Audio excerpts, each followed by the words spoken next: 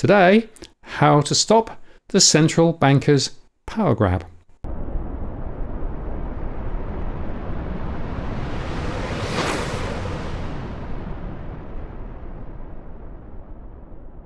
Hello again, it's Martin North from Digital Finance Analytics, World's Post, covering finance and property news. I'm joined by Robbie Barwick. Hi Robbie, how are you going? Well, let's just say I'm going, Martin. It's actually a pretty bleak political day in Australia, and it relates to what we're talking about. But I'm saying it's a bleak day because the big issue this week has got the news. We're going to talk about something that hasn't got in the news, but the big issue is the Afghan war crimes whistleblower David McBride was not able to use the defence that the Nuremberg Code established, that you shouldn't obey bad orders. And so now the Australian government argued that the only duty an Australian soldier has is to obey orders, all orders, whatever he's given. And therefore, David McBride couldn't use that as a defence, and therefore he's had to plead guilty to what he's been charged with, which he is guilty of it. But he did the right thing. That's the thing. He's guilty as charged, but that was the right thing to do. And so it turns out the Nuremberg principle does not apply in Australia. And one of the reasons I wanted to mention this at the start of what we're talking about now is because there was a motion in the House and the Senate at the start of the week on Monday for the Attorney General to withdraw these charges against David McBride, and he has the power to do that. And both major parties voted together to block the motions. And it was only the crossbenchers who voted for the motions. And what we pointed out is when it comes to where power really lies in Australia, where it really matters, that's when you see the bipartisanship in the Australian body politic. So there's always mudslinging back and forth, but the real evil lies where you see the actual bipartisanship almost always. And this is a case of it.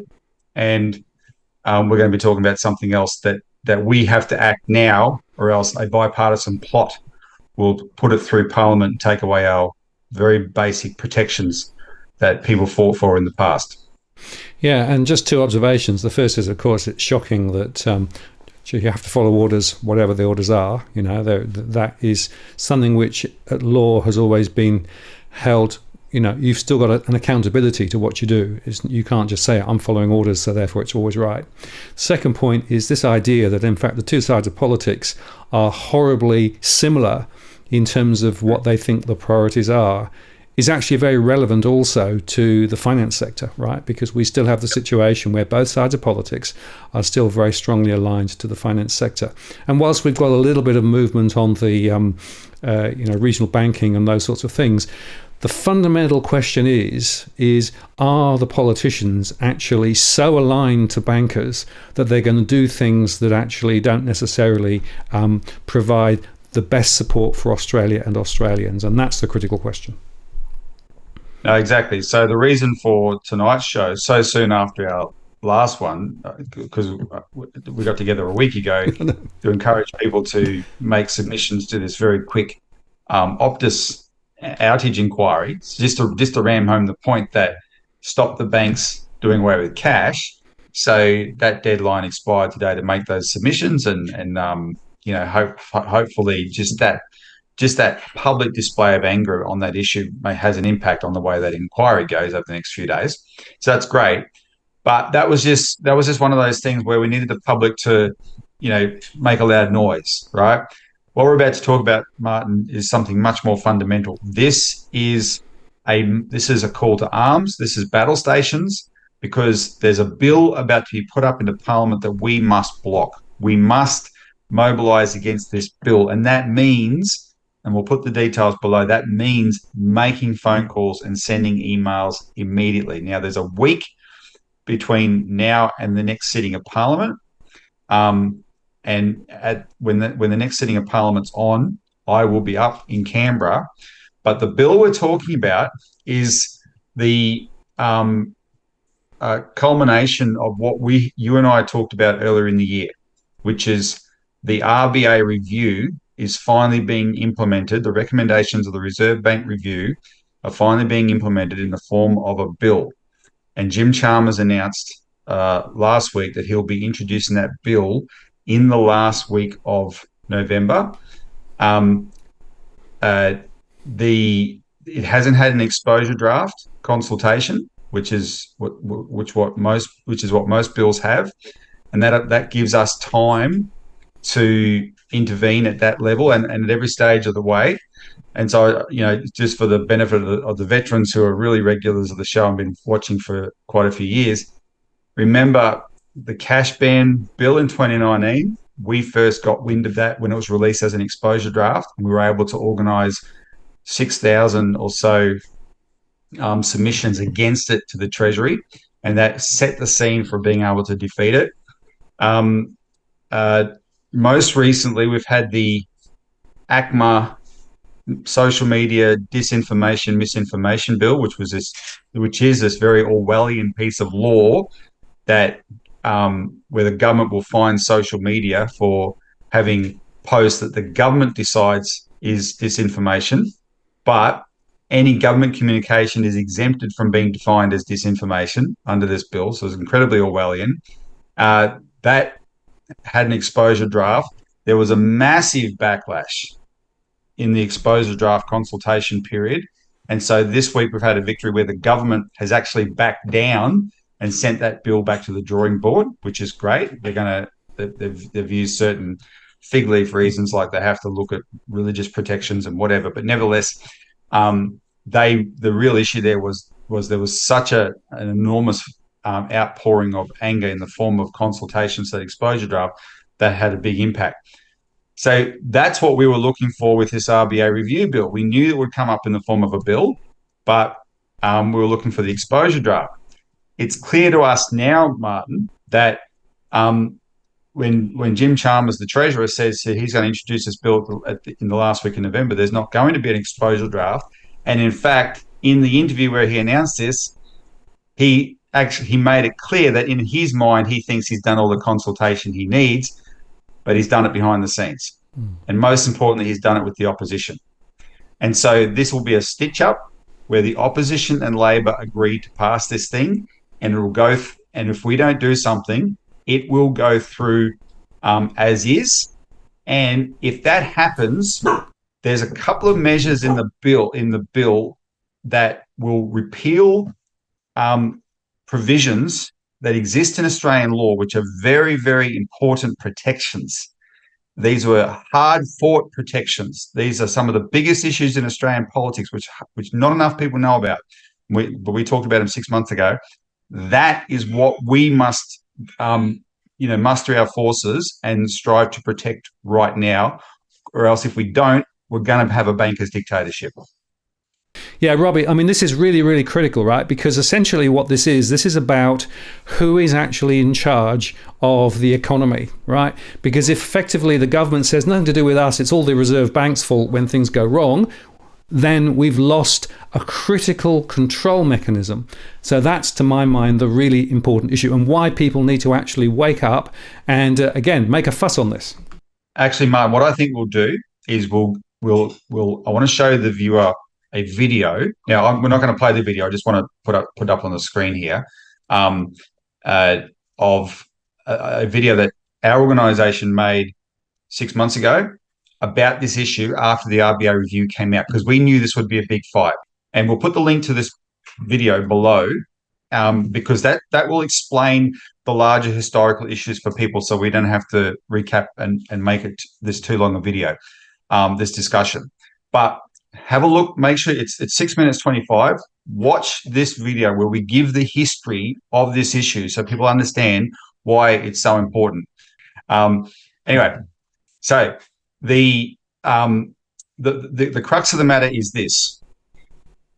There was a Royal Commission in 1937 that had to settle a very important issue. Who is the ultimate authority in the financial system?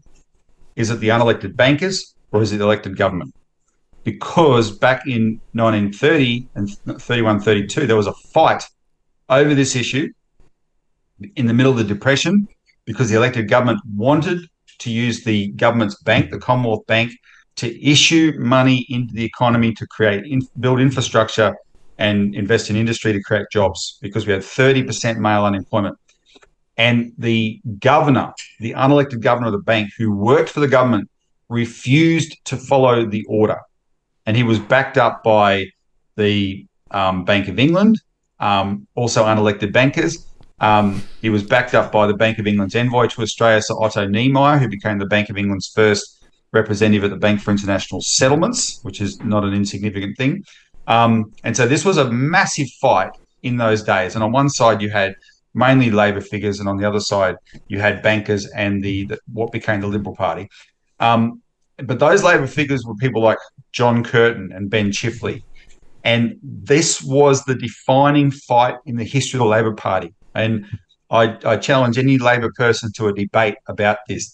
Their party, until Hawke and Keating came along, this was a party that stood for the principle of national banking, national meaning government ownership and control of banking. They tried, that doesn't necessarily mean nationalised banking, though they did try and nationalise it at one stage for a very specific reason, not related to this. But they wanted to make sure that the money power, as Labor called it, was in the hands of the people, not unelected bankers, right? That was a big fight. So it went to a Royal Commission, and the Royal Commission found that the ultimate authority is the government. That was the finding, the main finding of the Royal Commission. The government is the ultimate authority. But the government of the day ignored it. That was the Lyons-Menzies government. In 1937, they ignored it. John Curtin, in September 1937, he gave a speech in Fremantle to launch the Labor Party's election campaign. John Curtin said, unless the government of the day has control over monetary policy, it cannot govern except in a secondary degree. In other words, unless it controls this policy, monetary policy, someone else is in charge. The people we elect are not in charge. That's what was established, right? And when he became Prime Minister and saved Australia in World War II, in our darkest hour, one of the ways they did it, he and Ben Chifley, because Chifley became the treasurer, was they unleashed the Commonwealth Bank as a national bank to invest in the wartime industrial miracle that we pulled off to fight that war effort. And then in 1945, they enacted the Banking Act, or the Commonwealth Bank Act, 1945. And in that act, they inserted this provision, Section 11, what's now Section 11 of the Reserve Bank Act, that said if there's a dispute between the Reserve Bank governor, or the Commonwealth Bank governor, then later the Reserve Bank, and the treasurer, it goes to a resolution, but the will of the treasurer, representative elected government, is what prevails. That was inserted in 1945 in that act, right? And then it was reinserted in the Reserve Bank Act in 1959 when that was split off from the Commonwealth Bank by Robert Menzies. And so this provision has been in law in the Reserve Bank for 64 years, and another essentially 15 years on top of that for when it was in the Commonwealth Bank. This is a big deal. It's been there all that time, this provision. And here's the extraordinary thing. Despite how intense that fight was in the 1930s, it has never been used. There hasn't been one time when the treasurer has overruled the Reserve Bank governor. Not one time. There have been two times when the treasurer threatened to. The first was in 1960 when Harold Holt was the treasurer, the later Prime Minister who disappeared when he went swimming off Portsea. May or may not have been picked up by a Chinese submarine, apparently. But anyway, but in 1960 he was the treasurer, and Nugget Coombs was the governor of the Reserve Bank and was raising interest rates, and Harold Holt threatened to stop him using this power. Oh, well, he threatened to stop him, and Nugget Coombs was the one who said, well, if you're going to stop me, I want to use the dispute resolution process, essentially so that the responsibility for the decision would be entirely on Harold Holt's shoulders and not Nugget Coombs' shoulders. That's the purpose of the section. So that if the treasurer's will prevails, it is his responsibility. Holt backed down. In the late 80s, the second time it was threatened to be used was by Paul Keating. And it's very important to go through this because there's an argument that gets put up about central banks, and the reason they have to be independent is because politicians, if left to their own devices, always want to be popular.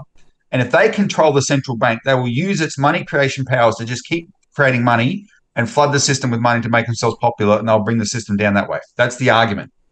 Well, the only other time this power was threatened to be used, was by Paul Keating in the late 80s when interest rates were at 17%, and he wanted to make them higher. The Reserve Bank wasn't going to raise interest rates. He threatened to use it to force them to raise interest rates. And then he didn't end up using it. So that's only 2 times. And when the government put up when the RBA review, released its recommendations, there's 50 odd recommendations in this review. They start off with a recommendation to change this power that has never been used. Extraordinary. And there's only one reason for that, Martin, and that's because in the last few years, you and I have been part of a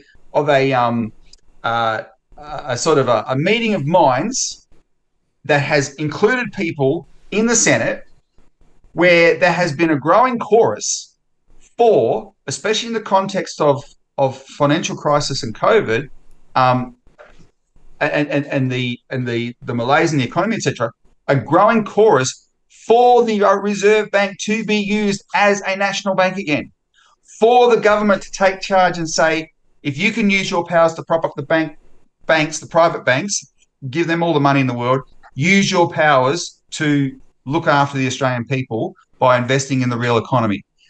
Senator Nick McKim has been saying that repeatedly in Senate estimates and in the Senate. Senator Gerard Rennick has been saying that repeatedly in Senate estimates in the Senate. Other people, slightly less often, but have also said it. People like Malcolm Roberts and even Senator Matt Canavan has talked about this in some ways. And I can tell you now. Oh, and the other person I blame that they're reacting to is my wife, Elisa Barwick, because she wrote our party's submission to the RBA review and actually pointed out this section of the Act and another section of the Act I want to talk about, and said you should be using these sections of the RBA Act to actually help the economy. And so the people who did this review are seeing this growing chorus that, hang on, the government should step in and exercise power of the RBA on behalf of the people. And so what do? They say, well, oh my God, even though this has never been used, there's a danger the convention not to use it could be abandoned. We have to take this power away. My God, what would happen if the power over the central bank got in the hands of the people? Right? This is extraordinary, absolutely extraordinary.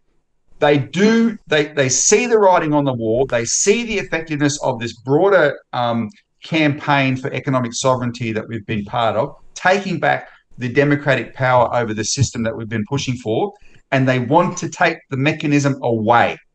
That's why this is so fundamental. That's why this is about a banker's dictatorship. That's why we have to make this idea toxic and stop it. We have to get the politicians to understand they have no right, they are not qualified to take away such an important power that the great giants of our history, the giants, Jim Chalmers is a weed, a nothing, a slug compared to the Joseph Benedict Chifley, one of the greatest prime ministers and treasurers in Australian history, the man who saved Australia, John Curtin, the man who saved Australia. They are the ones who fought for this. They're the ones who made sure we got this power, this ultimate democratic protection between us and the bankers. And these weasels now are just giving it up, getting on their knees, waving the white flag and giving it up. They don't even know what they're giving it up. They're not qualified. We have to get that message through to them and make sure we stop it. Yeah, absolutely, Robbie. And just to, underscore 2 points. The first is the question of what is the RBA for is actually at the heart of the argument here, right? If the RBA is merely a mouthpiece for the Bank for International Settlements and the neoliberal view that the only thing you do is mess with interest rates, and never mind if you actually cause massive amounts of pain for a number of people, we can't do anything about it. It's the only lever we've got, right? That's where they are. Whereas actually there is a whole different set of arguments about what the RBA should be and could be doing, which is essentially like the old CBA before it was privatized, when it was part of a national initiative to drive economic growth and prosperity for the broader community. That is what the Reserve Bank should be doing. And the critical point is that this legislative change, which is being sort of snuck in through the back door, as you suggest, would remove that option, which is the critical option, and essentially would mean that the bankers are the winners, the Bank for International Settlements are the winners, and ordinary Australians are the losers. This is why it's so critical. Yes. And just because you mentioned it, we discussed this today also on our show, Martin. There is the two that out of the 50 recommendations, the two that are the most dangerous are the one I've just talked about and the one that wants to take away the section of the Act that says the Reserve Bank has guidance over the banks, can give credit guidance over the banks, and and of course the Treasurer can tell and when you combine that with the fact the Treasurer can tell the Reserve Bank what to do, right? This actually allows the government to tell the banks what to do. And this is the lever. This is another lever for inflation that the Reserve Bank is lying they don't have. Michelle Bullock said 2 weeks ago on Senate estimates, she says we only have one lever. It's not true. So their idea of controlling inflation is whack up interest rates, suffocate all the people with debt in the economy, stop them spending, and then somehow that'll control interest rates. What we used to do, because what the powers of the Reserve Bank allow for, is much more targeted, forensically targeted, precise measure guidance of credit. So you can say, our friends at Macro Business, what's his name, David Llewellyn-Smith, has an article on this in the last day or so about there's fully half of all the inflation in Australia at the moment is housing and rentals. Half. Now, we know why that is, because the government and because the Reserve Bank actually encouraged the banks to create a property bubble, right? So just as they encourage it, they could discourage it and say, using this old power, stop lending in. That's the area that's the most overheated. Stop lending for it. China's done this. You could see the graph of lending into housing in China has plunged, and lending into manufacturing has gone up because China had a property bubble, but you don't just let it fester like a cancer and destroy the economy. Do something about it. Do something precise, though. So stop lending into the housing bubble. Start lending into the things that are going to target the causes of inflation, such as supply chain breakdowns and those sort of things that actually drive up prices. Let's invest in some refineries and reduce the damn cost of fuel that we've got to put in our cars. Right? We used to have refineries in Australia. Now we're all got to get it from Singapore. There's a whole bunch of things you could do to target this stuff. Right? That is what will actually reduce inflation, and there's more levers than they claim they have. But this review wants to take that away so that Michelle Bullock isn't lying. Well, that's not good enough. There's a reason they were there. Smart people of decades ago put them there. We are not the geniuses of the world because we live in the 21st century. In fact, we're some of the most blithering idiots who've ever lived, this generation in the 21st century, frankly. We've got no clue. We can't exist without computers doing everything for us. Really smart people put these measures in place, gave us the regulations and the economic policies that made our country great, and we've gone and dismantled it all. So we've got to stop that, right? And that's what's so crucial about this. And just so I don't go on all night for the benefit of the viewer, the most important thing is to act. So there's a week before Parliament sits. Next week, this is Friday night. Next week, we need to bombard all the members of Parliament and the Treasurer and the Shadow Treasurer with demands that they stop this bill to implement these recommendations, or at least amend it to take these out. And we don't have to be that specific. The most important thing is to say you have no right to take away the power of Section 11 to give us democratic accountability over the central bank. No right, right? So we'll put the details below. It's the contact details for Treasurer Jim Chalmers, Shadow Treasurer Angus Taylor, and the link where you can click on to find your Member of Parliament. We need you to make a phone call and send an email. So you can send an email over the weekend and then follow it up. So send 3 emails and make 3 phone calls. You can follow them up next week, those phone calls, with the details we've provided, and say, did you get my email? And demand a response, right? And we actually have to bombard them so that all the members of Parliament know that when it comes to that bill getting introduced, I'll be thinking, And one thing in our favour, Martin, is in the review itself, it actually went to pains to say, we do not want this to be controversial. So if there's any danger that there's not bipartisan support for this and it becomes controversial, the government should back away from legislating it and try and achieve it through a statement of expectations or something like that, which is still bad, but it's not the same as taking away this most fundamental mechanism in law that Curtin and Chifley put in there. It's not the same, right? That's what we're trying to protect here. The fundamental principle of democratic accountability over the banking system. So that's in our favour. We have a week to make this extremely controversial. Click on the link to the video. It takes 6.5 minutes to watch the details of the video where we explain this history question and why it's so fundamental. And then fire off emails to those 3 targets and follow up with calls on Monday, please. Very, very important. Our party will put out a release on Monday, Tuesday with more marching orders on this. But this is fundamental, people. This is the sort of thing you got to do because you actually see, it's like, how do I explain it? It's like you never see the foundation of the tall skyscrapers, but they're the most important part of those skyscrapers.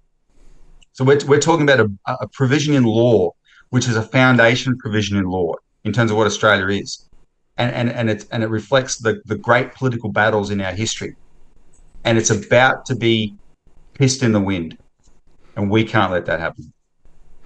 Yeah, and Robbie, just a couple of observations. It's very important to focus in on this particular clause, right? So we're not saying that the whole of the RBA review should necessarily be chucked out the window. What we're saying is this specific provision is the problem, right? Because it is fundamentally, effectively taking away Australia's future. So that's why this is important. They were pretty stupid to make it the first recommendation, really, weren't they? Yeah, they certainly were. It's sort of right in the crosshair. Maybe they thought that people would just sort of skip over it and not think about the consequences of it, right? And as you say, that it's never been used. But the point is, there is a critical power there which has huge potential if it is used. The second point, we should just get angry just a second. The RBA has messed up dramatically, right, over the last few years with its interest rates policy, and specifically the term funding facility, which is still sitting there with, people that need to understand this. The banks are getting more than 4% on money that they got from us taxpayers, and they put it back in the RBA. They're getting more than 4% on that at the moment, more than $1 billion. The Reserve Bank was actually very happy to buttress the banks, but actually they're not doing what they should be doing and what the potential is there to be done, which is to effectively accelerate investment in the infrastructure and in the future of Australia. And that's what this story is really about, but the politicians want to cut that off at the pass. Yeah.